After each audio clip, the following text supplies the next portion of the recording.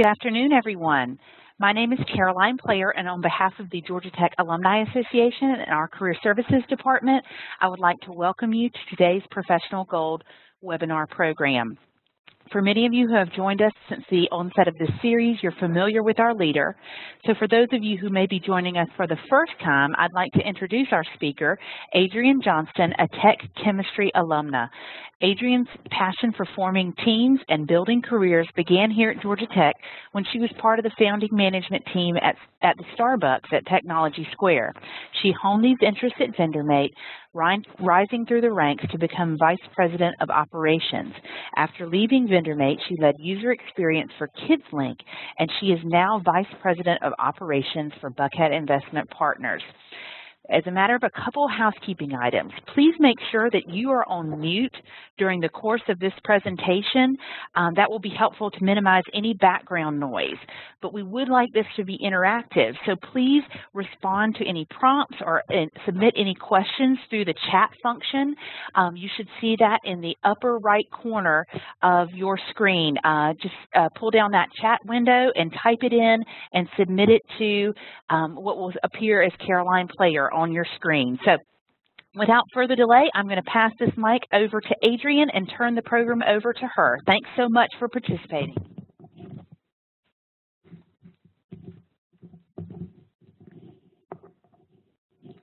Thank you, Caroline, and good morning and early afternoon to those of you here on the East Coast. We will go ahead and kick off the session, and as we do that, we'll first cover our agenda. And the first thing that we're going to be talking about today is why it's so important to be able to manage up and how it's really going to drive your career forward. Our entire Professional Gold series is all about how do we optimize our careers, how do we make sure that everything we're doing is adding up to a greater whole that's really truly driving us forward. And to do that, it means that our team is going to have to be driven forward, our objectives, the organization as a whole, and managing up is an essential portion of that. So then we'll talk about what are the real steps that you need to take in order to form that meaningful relationship with your boss and to truly effectively manage up. And then we'll get into some action planning, which is, of course, my favorite section of the session, to make sure that everyone is taking those next steps forward in order to really truly start to manage up, because we know that if you haven't taken action outside of one of these planning sessions, you're likely not to. And why would we be here today if we didn't actually want to do something and improve our careers? So as we kick off, let's really get into what is managing up. And there are a lot of misconceptions about what it is. You'll hear people say that it's, trying to control your boss or trying to manage your boss, and that's not really it at all. And the way I would define it is the process of understanding and adjusting to your boss's management style to ensure maximum productivity for you, your boss, the team, and the entire organization. The reality is that we are all individuals, and what we're all trying to do all the time is to collaborate, to be more effective, to leverage each other's strengths, to work around and maximize our communication styles, to achieve more together. So when you'll hear other people talk about what managing up, we really got to talk about what it's not. It is not about controlling your boss, telling your boss the way things are going to be. It is not in any way, shape, or form about giving ultimatums to your boss. If you don't do what I said, then I quit. I mean, you don't ever want to do those things. And you think about it in the context of what as individuals we like to hear from other people. You don't want people giving you ultimatums, and you certainly don't want people who are overly authoritative. It's just person to person, individual to individual.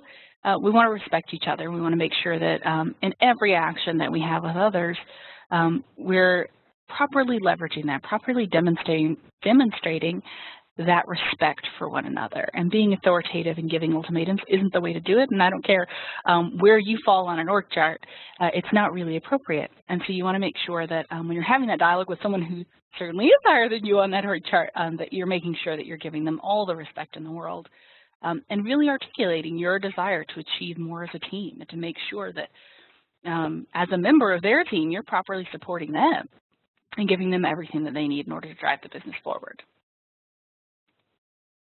So why is managing up so essential to your career? First of all, it's going to give you clarity of expectation. By asking your boss, who may or may not be an effective communicator, what are the things that I need to be working on? What are the things that I need to do? You are actually able to put yourself in a position to get the information your boss may be too busy to give you, who maybe your boss is just a terrible communicator and it's a struggle for him or her to set expectations. There are a lot of people who rise to the ranks in a management role who haven't had proper training, who don't know how to help other people set expectations. And so what you have to realize is that you can't control that at all. You can't control who you end up reporting to in many situations. And so what you want to be able to do is best leverage that situation for your benefit, the benefit of the team and the organization in order to achieve more. And part of that is saying, how do you get clarity on what you need? And by sitting down and having those, starting those dialogues with your boss or another member of the leadership team, you can start to clarify those expectations for yourself. And obviously, that's with the ultimate objective of making sure that you achieve your goals.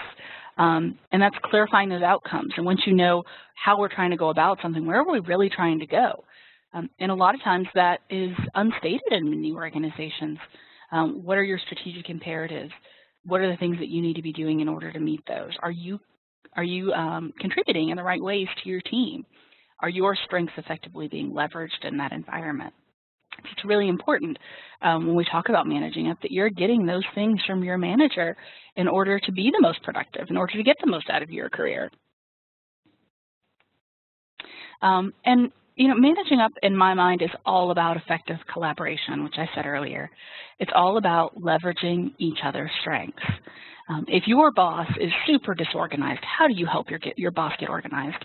Of the multitude of individuals I've worked with in my career, usually in these smaller startup environments, you have so many people who are strategic thinkers and visionaries, and they are so capable of seeing what a company, an organization, a product can be in 10, 20 years, and they see it with everything in them. And the practical reality is they can see all of that because they're not hindered by all of the roadblocks that it actually takes to make those things happen. We talk about it a lot in all the organizations I work in, is how we're really leveraging each other's strengths. And you could take a group of operations people and we could have our own company, and it would be efficiently run, but there would be no revenue. It probably wouldn't be all that energetic. But you take those visionaries and you put them in that environment, and they can tell you a million different things and business ideas and the things that you could do. But the reality is, in many situations, they don't have the operational expertise or process orientators or even the desire to sit down and figure out how do you really make that business run, how do you make it efficient, what are all the details that make that up. And so you have to figure out how do you all come together to form a cohesive unit where you're appreciating the value that you're bringing to the team and you're not frustrated by other people's shortcomings that are really just a function of their strengths.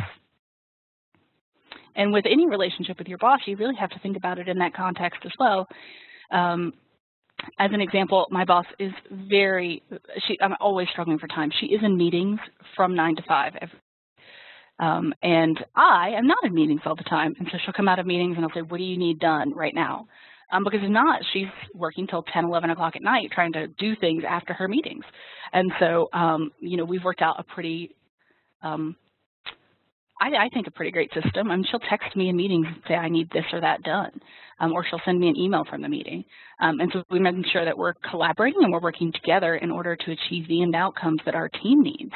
And so she's in the meetings and getting the information, and then I can make sure that things are happening as she's coming out of those. And again, it's all about achieving better outcomes than any one individual can achieve.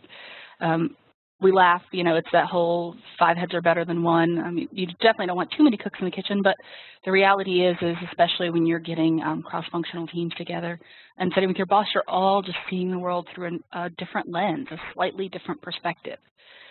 So if you've made a mistake before, you're going to see that, whereas your boss may not even think twice about it. Whereas your boss may see the larger strategic picture and the things that you're trying to achieve, and it can be easy to get lost in some of the details of what is the day-to-day execution. So how are you bringing those two things together to achieve more than either of you would be able to achieve individually? And most importantly, your relationship with your boss can be one of the most important ones. One, you're probably spending more time with them than you are with anyone else in a day, including your significant others potentially. You are working with someone who has the ability to have that mentor-sponsor relationship for you, to advocate for you and your career. And you want to make sure that you're able to leverage that. I mean, not in a self-serving kind of way, but you're also giving to them and to that relationship, and you're making your whole team better. But you want somebody who, I have been very fortunate in my career to have people that, as they were exiting their position, said, Adrienne absolutely should have this opportunity. I know she could do it. And she may need help in these particular areas, and there's no lack of reality about the fact that it was going to be a challenging role for me as I progressed into those roles, but that I should have that opportunity. And that was a huge, in many, many ways, I would say, shaped my career. And so it's really important that you're leveraging, and again, not in a self-serving way, but that you're giving your most to that relationship. And it's just like any other relationship with your family, significant others, friends. There are going to be bumps, and we all communicate differently, and we see the world differently, and you have to have really open communication and be able to talk to each other to figure out what those things are. And sometimes if you're working, especially for a manager who's quiet or reserved or not an open communicator, it can be really difficult to get that information out of them. And so you have to be the one willing to work for it, even if it doesn't come naturally to you. But if it's what you need, then you're ultimately the one who's responsible for getting what you need. Now, there are definitely pluses that come out of effectively being able to manage up and developing that meaningful relationship with your boss. First of all, it's just about having a lot more energy after work. If you've ever noticed, if you worked for someone that you didn't have a great relationship with, and it was just that constant battle of, being able to communicate and see eye to eye, what you'll find is that you're just taxed at the end of the day. You're absolutely drained, and you don't have the energy, and that really just completely seeps into your personal life as well. Whereas if you start developing that better relationship with your boss, you're going to find that you're going to enjoy getting up and out of bed in the morning. And it doesn't mean that you're going to be, best friends and you're going to see eye to eye on everything, but you'll have figured out a system that works for both of you to get what you need, and you'll be more successful in your career. And consequently, you'll have opportunities to take on the work and projects that drive your career forward. I'm sure it's no surprise to any of you, but I greatly love doing professional development personally for myself and helping other people live it as well. I know that's quite surprising. And one of the things that I have found is that by communicating that to my boss, when there are opportunities, even if from an organizational chart perspective it doesn't necessarily make sense, she will invite me to sit in on professional development meetings with other members of our team, and then I'm the one that actually documents the plan and helps them manage to it, again, as a function of her lack of time, but also because, one, I've communicated that I really love to do it, that I happen to be good at it, and I'm willing to take on that extra work in order to help out the team and the environment, and it's been very successful for all of us. The alternative would be that it just didn't get done, and that's not fair, obviously, to any members of our team or to the organization as a whole. So really finding how do you communicate that to your boss and then get those opportunities. And then again, it's giving you that opportunity to have resources that you'll need to advance professionally, not just that mentor-sponsor kind of relationship, but actually those projects and those opportunities that you can capitalize on, and having that relationship to say, are there professional development courses I should be taking? Can I take time out of work to go do those things? And it's all about what you're giving that relationship, you're going to get back. Now, for those of you who may be interested in manager roles long term, and again, I tell you guys this almost every month, but leadership isn't management. First of all, leadership is all about driving people forward and teams forward. But you don't necessarily have an organizational chart relationships. You can be a manager without being a leader. But if you are interested in those management roles, this is a great opportunity as you're looking at your relationship with your manager to figure out what you would want to be as a manager. And even if you are already a manager, it's a great opportunity to think, my boss does not ever tell me what is expected of me, and I don't have clarity around how well I'm doing. You don't want to, in turn, because that's the behavior that you see, you don't want to inadvertently do that with your own team members. I had a colleague come by my office a couple weeks ago, and he said, hey, ever since I got this promotion, I haven't gotten any feedback, and it's been a quarter. I just wanted to make sure things were going well. And I realized that as a team and an organization, we had failed him, because you should never have to ask that question. And so it was a great opportunity, in spite of the fact that I have not had a single one of those conversations, in the 9 months that I've been in our organization either. Clearly, it's an opportunity for us, but that it was completely perpetuating the organization. It wasn't just a function of time. It was we don't have metrics and we don't have really clear expectations, and so we started working those into our strategic plan for the second half of the year in order to make sure that we're setting those expectations. But that was my long-winded way of saying, you can learn just as much from the amazing things that your manager does and things that you want to implement as you can from the things that they don't do as well. And what are those things that you would want to be better at, and how can you get the tools and resources in order to make sure that you're able to give that to members of your team. And then, again, you want to realize what team members need from a great manager. You want to be able to give them clarity of expectations, regular feedback. You want to make sure that they understand exactly what their goals and expectations are. So what is the end outcome, but then how do you want them to go about it? And we certainly want people to have autonomy, but you could tell somebody to go reach an end goal, but you may also need to tell them, and you need to do it, with very minimal error of a small error rate or something along those lines. So how does one effectively manage up? It's certainly not as easy as it would seem, I'm sure, and some of you may have bosses who aren't confident, and I've heard, fortunately, I've never experienced this in my career, but I've heard tales of managers who are always trying to, in many ways, kind of squash the development of their team members because they're not confident, and they're afraid they're going to take their jobs, and really almost movie-like situations like that, and you want to make sure that you're properly positioning yourself based on your manager, your experience level, the way you approach a situation. Managing up can certainly backfire, and I have unfortunately made some errors that I figured I would share with you guys today in the course of this section on what are some of the potential pitfalls that and landmines that you might accidentally step on in your best efforts of trying to manage up. The first thing you're going to want to do in managing up as a manager is you're going to want to really make sure that you're clarifying what you want to do. What's your plan? And what are the benefits of that plan? How does that help your boss? How does that help the team? How does it help the organization? By taking that higher level view and really articulating that to your manager, you can make sure that he or she understands this isn't about you getting a raise or a promotion or something along those lines. It doesn't come across as self-serving, though that may be an ultimate benefit for you. You want to make sure that you're framing it in the way that a leader would frame it, which is how do we make this whole enterprise better? You also want to make sure that you are clearly articulating that you want to take responsibility to address issues. And so that's, I see that we have this challenge and I'm willing to step up and be accountable for that. How can I help with that? Like, I'm thinking I might take on these tasks A, B, and C, and would that be appropriate? And so in many ways, you want to be respectful of the fact that they have the ultimate veto power, but you want to make sure that you're framing it as, I'm willing to step up. I'm not here complaining. I have solutions, and I'm willing to be part of that solution.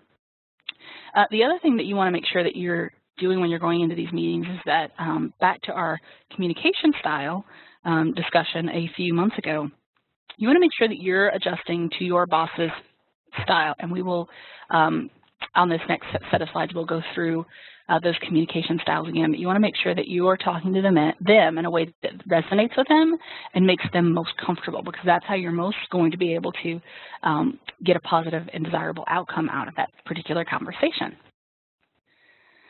And again, you want to make sure you're bringing solutions, not problems. That can be very frustrating as a manager when you constantly have people coming into your office telling you all the things that are wrong. And many managers will find that they're so busy trying to solve problems all day, and you don't want to be the person that's also coming with just another problem. You want to be the one who's coming to the solution and is a member of their team, who is their most valuable resource, and figuring out how they move the enterprise forward, and not just bringing those solutions, but offering to execute on them for the better of the entire organization. And again, with your manager, you want to make sure that you're being proactive. You don't want to wait till the last minute, till everything's falling apart. If you know there are issues, you want to be able to get in front of them. You want to be able to address it. And you want to make sure that, again, that's kind of that solution and forward thinking comes out of that proactivity as well. And then you're going to want to give positive reinforcement. You know, if your boss does something and stretches outside of what is normally comfortable for them, in order to give you what you need, you want to make sure that you're saying thank you, that you're following up with a thank you note and saying, hey, I really appreciate this. And I had a manager at one point, I laughed that we would have at least a monthly meeting of, I really need your help. You can't, go around me to the team, or he could not help himself. You put in, I still to this day, occasionally have the opportunity to have meetings with him. And he will come in and he will just take over a meeting. And the interesting thing is, it's really not even his personality at all, so I'm not sure why in that meeting situation he'll do that. But we would have to have a monthly talk, and then I would always say, thank you very much. I really appreciate that you didn't inadvertently dominate a meeting, because it's very distracting and it would get us off course, and then we wouldn't be able to achieve the things that we needed to in some of those staff meetings. So it's very important that you're giving that positive reinforcement when someone is doing things that not only help you and help the organization, but make sure that they know that that thing that isn't easy for them, you really, really appreciate, and that you recognize it, and that's going to positively reinforce that great behavior. Some of the things you don't want to do, you do not want to go into these meetings and, even if it's not your intention, but inadvertently communicate to your manager everything he or she is doing wrong. The reality is we're all individuals, and that perspective that someone is doing something wrong is really, it's not about they're doing something wrong. It's most of the time they're doing something that doesn't work well for you. So it may not be wrong. And a lot of the times the reason our managers have, cultivated these behaviors and their thought processes, it's all about how they've been successful in their careers. And they continue to do what has made them successful up until this point. So it doesn't necessarily mean they're wrong. It just means the way they're working, communicating may not be as effective for you in your particular relationship.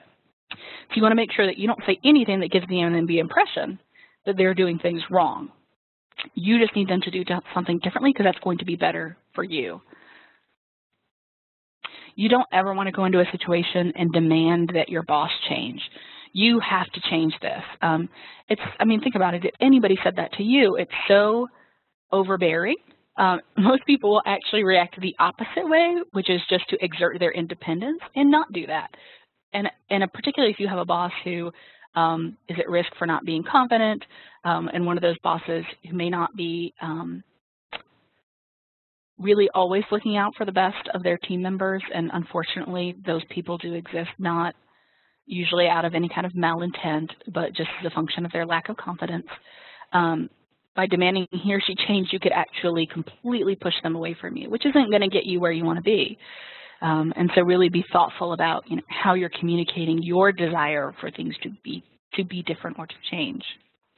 And you're not ever going to want to do anything that's ever perceived as retaliation. I read this book a few years ago on conflict in the workplace, and they were talking about how, in these inter-office politics and fights that have been going on for years, it usually starts over something really simple, and every person believes that it's starting about something differently.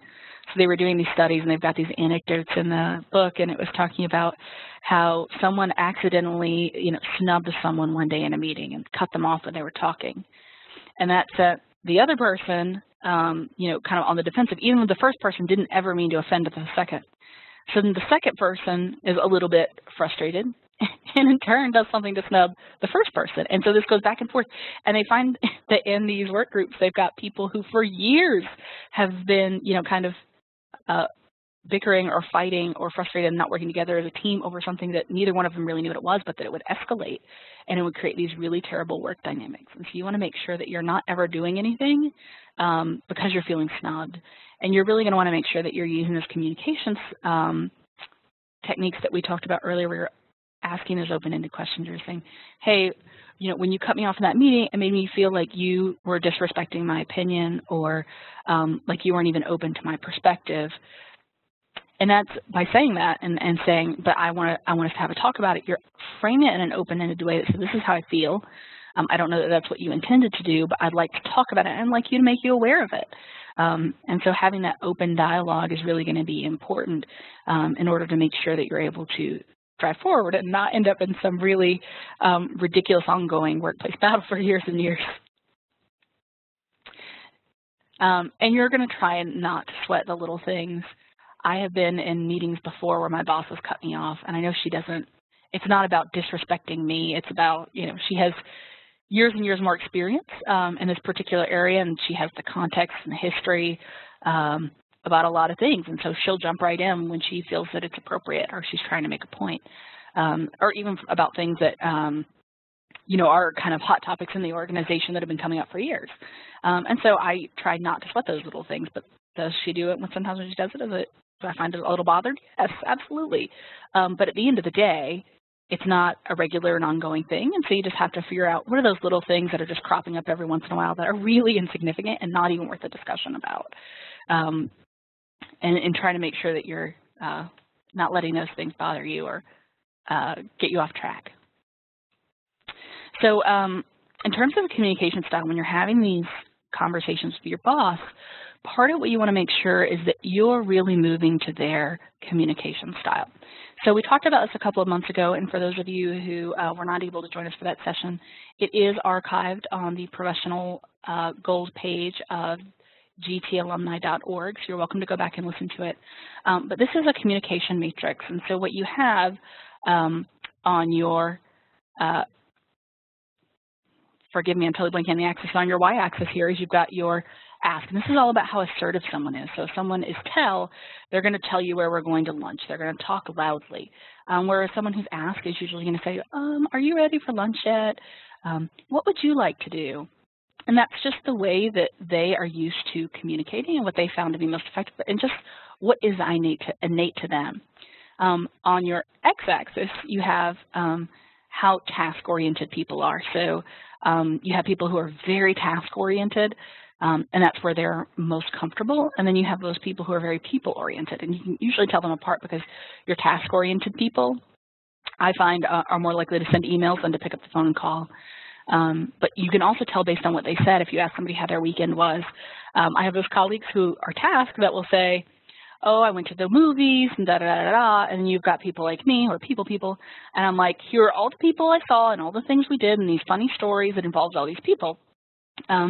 Just to note, a lot of people will misconstrue this as introverted and extroverted, and this is actually completely decoupled from that, and there's not really much of a correlation at all. This is about how I behave, the things I say, the way I talk, the way I move my body, the things that you can physically see. It doesn't have anything to do with how I recharge.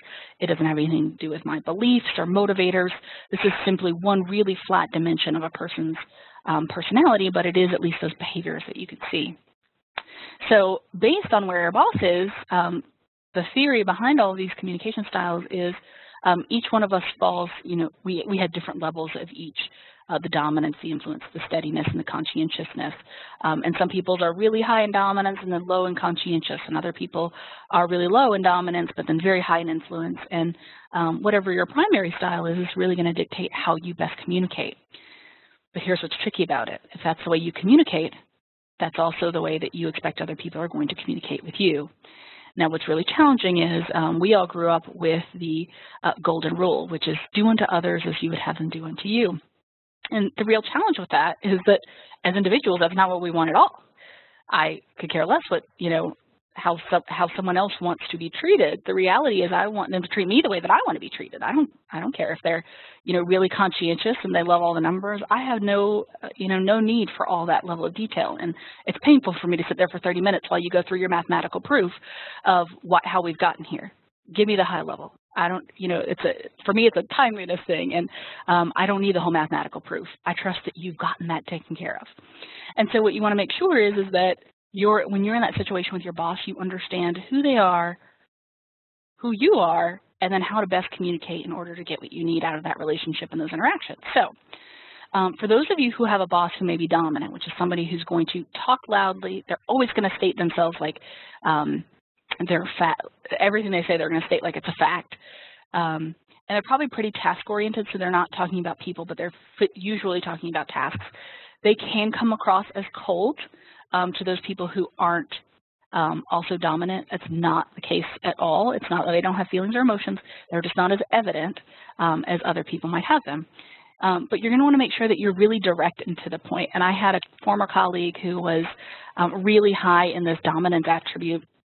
And I found working with her to be really tough because I'm a people person and I come into your office and we're going to spend at least 10 minutes talking about how your weekend was and how my weekend was. I'm going to give you some long, elaborate story because I don't feel like we can go into the work aspect until we've covered that people aspect. And she was the total opposite. She did not want to talk about the kids, the weekend, or anything. She was here. She had exactly 9 hours in her day, and she was going to get it done, and she was done. And so after we went through one of these fish trainings, she was, at the end, they said, you know, who's the one person you want to have a better relationship with? And what are the steps you're going to take to do it? And she was my person, and I was like, I really hate that as a colleague of mine that we don't have a better relationship. And if we were able to collaborate more effectively, could we achieve greater things for this organization? And so the next morning I went to her office, and instead of talking about, you know, the training or how my morning was or traffic, instead I just got right to the point and I said, hey, I need X, Y, Z. And that was kind of it, and I felt so rude. I can't even begin to explain to you guys how uncomfortable it was for me. But the next morning, I realized all of this is actually true when she had stopped at Starbucks on her way into work and gotten me a cup of coffee and came and sat down in my office for 15 minutes. I was talking about the kids and what they were up to, and she was making that effort in return. And not because she didn't need that, but she had appreciated it on a very subconscious level. And so even if it may not be comfortable for you, try it out. And again, you don't have to be actually rude, but, you know, get comfortable with being uncomfortable, and it becomes a lot easier. Another thing, those individuals who are really dominant, like, again, is staying focused. And the thing you can't do is you can't let yourself be offended by their directness. They're just trying to get things done. They're very results-oriented people, and a lot of times that can be off-putting if you're not similarly inclined. Now, people who are influencers, I mentioned these are kind of your visionaries, your salespeople. They're not usually detailed people. They're the ones who have a tendency to lose focus. But what they really respond to is, one, if you can keep them focused, is they really respond to like a good, vibrant, energetic, and expressive personality. So even if that's a little uncomfortable for you, if you're more reserved, you can just do some slight gestures with your hands, your eyebrows, you know, be a little alive, maybe even stand up if that would help you and kind of have a little bit more movement, but it keeps them engaged because their minds are going 90 miles an hour. And so you having that expression and gestures is going to help them stay focused, as unintuitive as that may sound. The other thing is those individuals are going to you're going to say, hey, I have this problem. And you won't even have gotten to the solutions yet, and they're going to have a million of them. And those are good. They like to do that. It's where their mind naturally goes. And so you can hear them out and say, yes, I was thinking something like this and maybe not like that. And actually, I think if we took these things, that would actually make the plan that I had better. And you want to make sure that you're cautious because these people can also be a little bit domineering, simply as a function of their energy and excitement, not intentionally. So I even had a boss once who we would laugh because we would get in these meetings and we were both really high on the I spectrum and so of influence. And so we would talk, and we could go 2 hours of talking about all these things that were not on our structured agenda. And so we had changed it so that our meeting started with our agenda things and we finished up with all the other stuff. Not that those things weren't also important, but they just weren't on topic. And so, you know, we'd started to do that, and it was very effective for us. If those of you who have bosses who are really high in the study component, they're people-oriented, but they're asks, they're self-talkers, they ask a lot of questions, you will want to spend a little bit of time socializing with them before you get to the point. You want to be positive but direct. They're people, and so their feelings can be hurt relatively easily. So you want to make sure, though, that you're pretty positive in your delivery, but you want to make sure that it's clear as well. Your ask people are going to be very detail-oriented while also being people-oriented, and so it can be a little bit tricky. Unless you're already an S and then that's high in that steady factor, it's going to be a breeze for you. What I have found is with those individuals in that kind of steadiness category, they're characterized by liking things to stay the same, so they can be very averse to change. Even worse, they can be they can struggle a little bit with conflict. And so if you really have to be very thoughtful about asking them their thoughts and opinions, because they are asked, that's the way they're used to being they communicate. and the way they influence others. And so you want to make sure that you're asking them their thoughts or opinions, because they may not give them to you if you don't ask. And because for them it can be laden with conflict, having a different thought or opinion. But if you open that door for them, it's a little bit easier for them to communicate that and make sure that you're really making the most of that relationship with your boss who may be steady. Additionally, for those of you who have conscientious managers, those are the not very people-oriented, so they're probably heads down, very detail-oriented. You come to them and they need a 50-page presentation with every graph chart imaginable. They want a lot of details, and they want you to come in and tell you the how, the what, the why, the when. They need a very clear plan, and they are immediately going to start asking you questions. That can be really off-putting. It can feel, if you are not also oriented toward that really detailed approach, it can feel as if they're trying to be difficult, like they're trying to shut down your ideas. But the reality is that that's just how they process information, and so they'll start firing off those questions. You have to be prepared to answer them, because they feel like if you're not, then you don't really know what you're talking about, and you have to kind of work through it in advance. And that can be a little bit challenging if you're not as familiar with that personality style. Again, this is a person who may seem a little bit more reserved, and so if they're not offering up their opinion, you may need to be asking them questions as well. But these individuals are more likely to ask the questions of how, what, why, and when, and get really excited about it as a function of their detail-orientedness.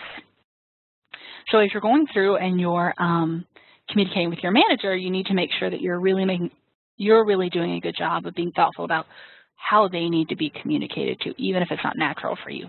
And small shifts can have a huge difference. It doesn't mean that, if you're the really conscientious and detail-oriented person, that you need to come in arms flailing, talking about your weekend, all enthusiastic and bubbly. That's not it at all. It's just slightly deviating from what may be normally comfortable for you, and being a little bit more lively and asking about their weekend before you get into your normal plan, because that's going to make them a lot more open and receptive to that conversation. It's also going to enable them to truly hear you and to get the most out of the conversation. People will sometimes ask me when we talk about these personality styles, it's so inauthentic, and I want to be myself. And this isn't about asking you not to be yourself. What this is really about is making sure that you're communicating with someone in the way that best resonates for them in order to get what you really need out of that conversation. So you can think of it as being a good team player, if that's a better way for you to frame it, but I try not to think of it as being inauthentic, because the reality is we are all unique and different. In every relationship that we have to engage differently in order to make sure that that's a successful working relationship. So let's go into a couple of examples, because this managing up thing, it can be tough. Let's say in this first example that your manager really dislikes giving performance reviews. I have been there. And that I don't think, by the way, I've ever had a manager who was so excited about performance reviews that they ever offered one up without me engaging them.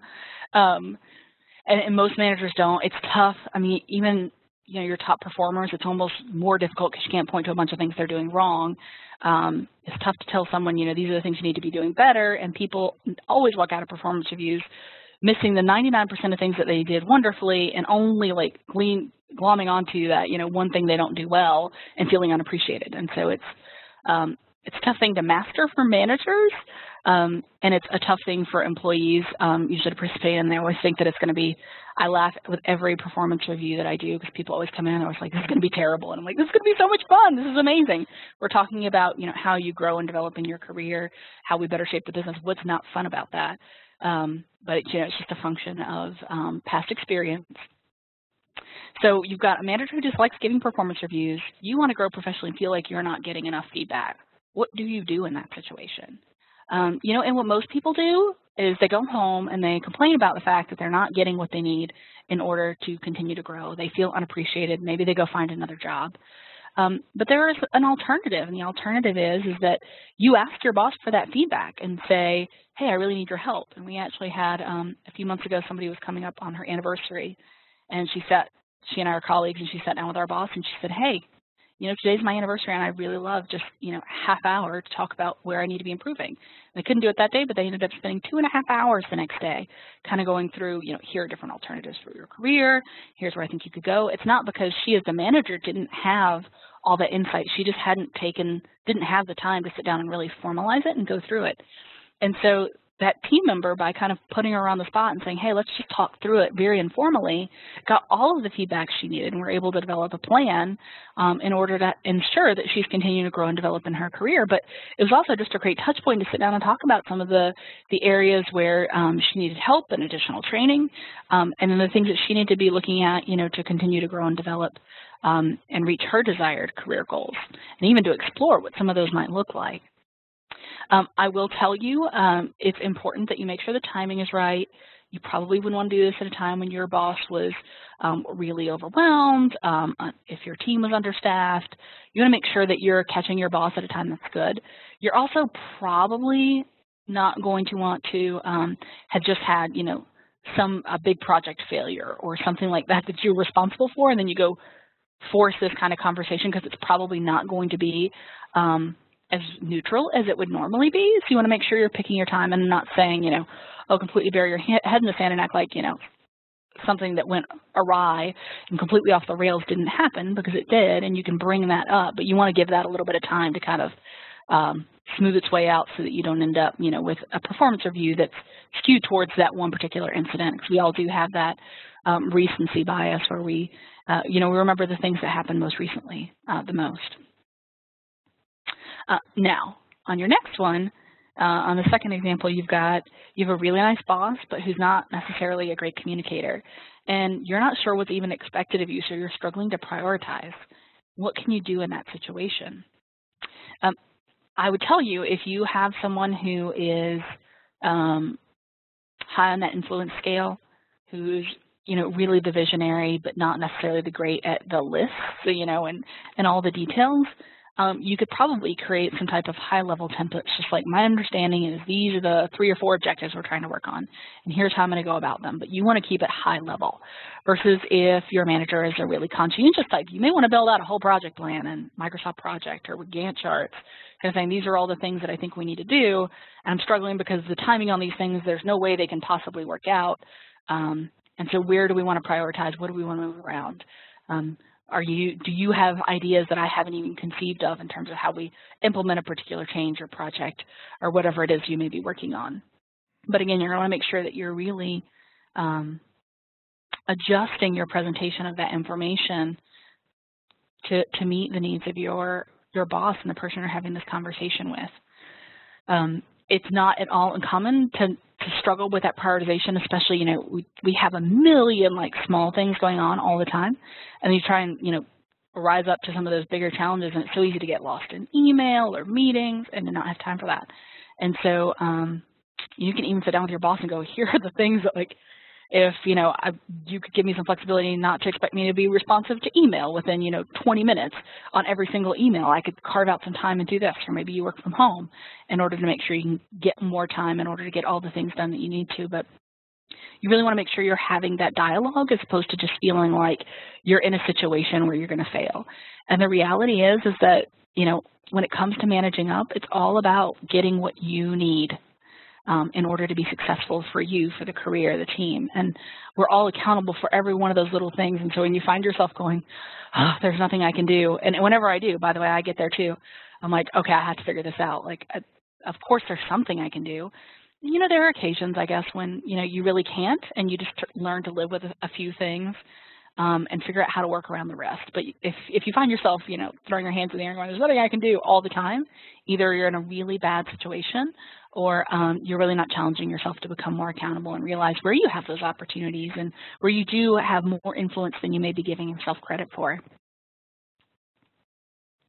So I mentioned earlier, if we set action items coming out of the session, so you guys have already invested 45 minutes at this point. If we set some action items, you're actually improve your results by as much as 60%.